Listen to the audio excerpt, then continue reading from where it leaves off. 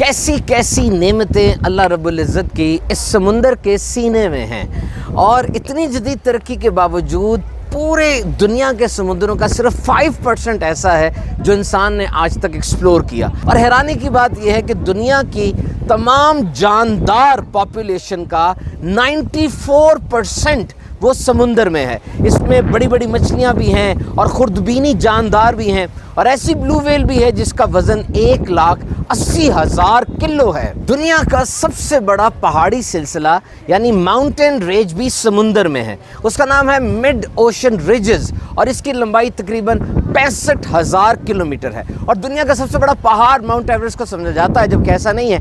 दुनिया का सबसे बड़ा पहाड़ मौना किया वो भी समुंदर में है, जो कि एक वॉल्केनो है, आतिशफ़शां पहाड़ है, जिसकी ऊंचाई 33,000 फीट से ज़्यादा है।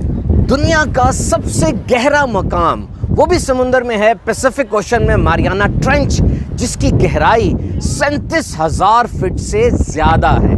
और फिर आपको एक दिलचस्प बात शेयर करूं, दुनिया में जितने शिप रैक्स हुए यानी जो किश्तियां डूब गईं, जिनमें से बहुत सी वॉरशिप्स थी जंगों के दौरान, और मुसाफिरों की किश्तियां और सामान ले जाने वाली किश्तियां जो डूबी, उससे समुंदर की तह में एक अंदाजे के मुताबिक $60 बिलियन के आर्टिफैक्ट्स मुख्तलिफ अशिया मौजूद हैं। अब जिस तरह का अजायब घर होता है और अजायब घर के अंदर मुख्तलिफ चीज़ें नवादरात मौजूद होती हैं, तो पता चला कि समुंदर की तह दर हकीकत एक बहुत बड़ा अजायब घर है, जहाँ पर इतनी ढेर सारी चीज़ें माजी की सकाफतों से रिलेटेड वो मौजूद हैं। Maritime transport and maritime trade यानी समुंदरों के ज़रिए जो तिजारत होती है, ये दुनिया की तिजारत का 80% समुंदरों के ज़रिए होता है। स्टैनफोर्ड यूनिवर्सिटी के रिसर्च के मुताबिक 47 मिनरल्स यानी मादनियात वो समुंदर से हमें मिलती हैं, जिनमें रेत, लोहा और अब लिथियम यानी ये जो कंप्यूटर्स में, मोबाइल बैटरीज में, यूएसबीज वगैरह में धात इस्तेमाल होती है, उससे भी समुंदर से एक्सट्रैक्ट किया जा रहा है।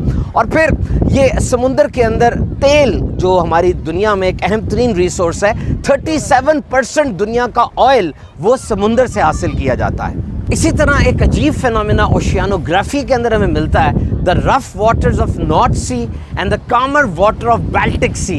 ये दो तरीके के समुंदर आपस में मिलते हैं और इनके दरमियान में एक हद नज़र आती है। आप देख सकते हैं बिल्कुल दो अलग अलग पानी हैं, ये मिल रहे हैं लेकिन आपस में गुट-मुट नहीं होते। और इसकी साइंटिफिक रीज़न ये है कि दोनों समुंदरों के दर्जा हरारत में, सैलिनिटी में और कसाफत यानी डेंसिटी में फ़र्क है, लेकिन एक बॉर्डर वाज़ेह तौर पे जो नज़र आता है। और कुरान मजीद की सूरह रहमान के अंदर अल्लाह ताला ने इरशाद फरमाया, उसके दो समुंदर बहाए आपस में मिले हुए लगते हैं, उनके दरमियान एक आड़ है और वो एक दूसरे की तरफ नहीं बढ़ सकते। तो आज जो हम तहकीक करते हैं, बिलाशुबा कुरान मजीद में सब राज़ों का हल मौजूद है। अल्लाह ताला ने समुंदर में हमारे लिए खुराक रखी, दीगर ज़खायर रखे, हमें चाहिए कि इनकी खूब हिफाजत करें और अल्लाह ताला की तस्बीह बयान फरमाएं।